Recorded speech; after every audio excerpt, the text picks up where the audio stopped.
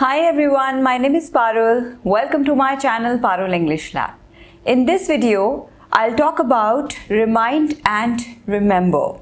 Sometimes people tend to get confused between these two words. So in this video, I'll tell you the meaning of these two words and how they can be used in different sentences. So please watch this video till the end, and before going ahead, please like and subscribe to my channel Parul English Lab, and don't forget to press the bell icon for future notifications. Now let's start our today's video.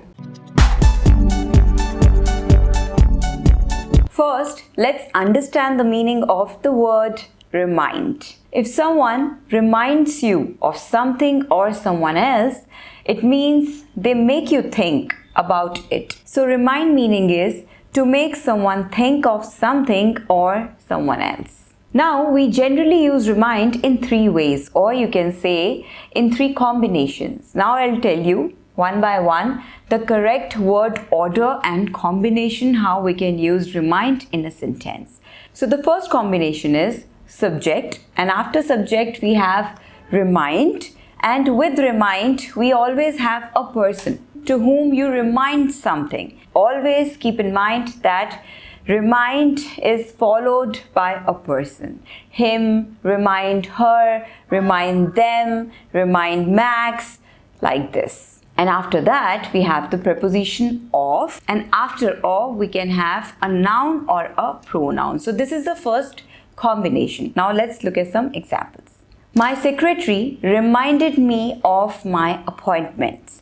So my secretary, this is the subject, reminded me. So after reminded me, we have a person. Reminded to whom?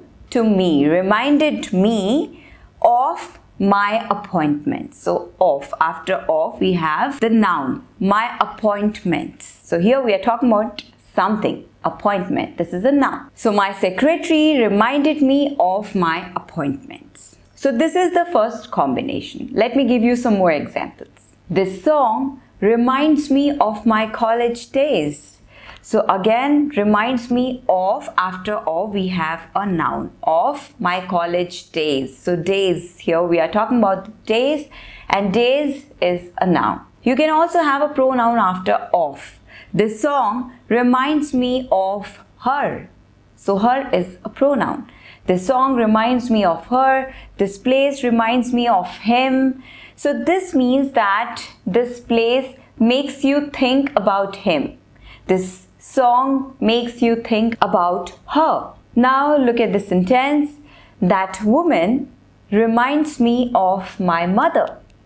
So when we use it this way, so here the meaning of remind means resemble. Here we are talking about the resemblance, means two people look similar or two people have some kind of similarity.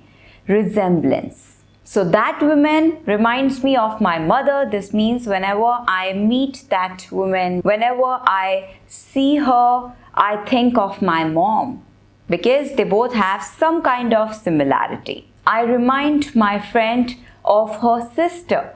So this means that whenever my friend, she meets me or she looks at me, she thinks of her sister. So maybe my friend's sister and we both have some kind of similarity. That's why whenever my friend, she meets me, she think of her sister. So we have some kind of resemblance. So this way we use remind in this combination, in this word order. Now second combination is subject, then remind, then person, and then we have infinitive. Infinitive, I already have made a detailed video on infinitives, but just to give you a little idea about that, infinitive means to plus base form of the verb. To go, to buy, to see, to sleep. These are all infinitives. So this is the second combination. Now let's look at some examples. He reminded me to prepare the presentation. Okay, so here we generally use remind with infinitive when we talk about an action. So he reminded me to prepare the presentation because I forgot about it and he made me think about that. He reminded me to prepare the presentation. So he made me think about the action of preparing the presentation. I reminded my mom to take the medicine. So here we are talking about the action of taking medicine. So I reminded my mom to take the medicine. So this way we use remind with an infinitive. Now third combination is using remind with that. Subject, then remind and person, and then that. After that we always have a clause, which means we have a subject and then a verb. I reminded my friend that she has an appointment tomorrow. So after that, she has an appointment tomorrow. This is a clause. So we always have a clause after that. She reminded me that tomorrow is a holiday. Again, a complete clause after that. That tomorrow is a holiday. They reminded me that the phone is not working. So this way we use remind with that. So these are the three combinations how we use remind in different sentences. Now let's see the meaning of remember and how we use it in different sentences. Remember means to think about something from the past. To have something come into the mind again. Like remind, remember can also be used in different combinations and in different word order. So first combination is subject, then remember. Remember is not followed by a person like remind. So after remember we don't have a person. So subject, remember and the question word. So we use it with question words like what, why, who, etc. I still remember what you did last year. So this means that I still have this in mind, what you did last year. So here what is the question word and after what we have a clause. What you did last year. He remembers how I helped him. So I helped him sometime in the past and he remembers that. He still has that in mind. So he remembers how I helped him. You can also make a negative sentence. I don't remember why I went there. I don't remember why I went there. I don't remember when he has his last exam. So this way, this is the first combination. We use remember with question words. Next combination is subject, then remember, and then we can have a noun or a pronoun. For example, I remember Max. This means I know who Max is. He's still there in my mind. I remember Max. However, we met 3-4 years back, but I still remember him. I remember Max. We remember this place. So again, this is a noun. You can have a noun or a pronoun at the end in these kind of sentences. So I remember him, I remember Max, I remember this place, I remember this song. So this means that you have these things in mind. You still have these things in mind. However, this happened in the past, but you still have that thing in mind. So I remember that. Third combination is we use remember with gerunds. I have made a detailed video about gerunds, but just to give you a little idea, gerunds are the words that look like a verb, but they are actually noun. So we use remember with gerund. So the word order is subject, then remember, and then a gerund. Gerunds are like swimming, dancing, sleeping, teaching, etc. Verb plus ing. But it is not a verb, it's a noun. Do you remember visiting this place last year? So you visited this place last year and this is a question. Do you still have that in mind? Do you remember visiting this place last year? I remember traveling at night. We used to travel at night a lot when we were in college and it's been so long, but I still remember traveling at night. It was fun. So here, traveling at night. Traveling is a gerund. So this way, we can use remember with gerunds also. Next combination, we use remember with that. After that, we have a clause.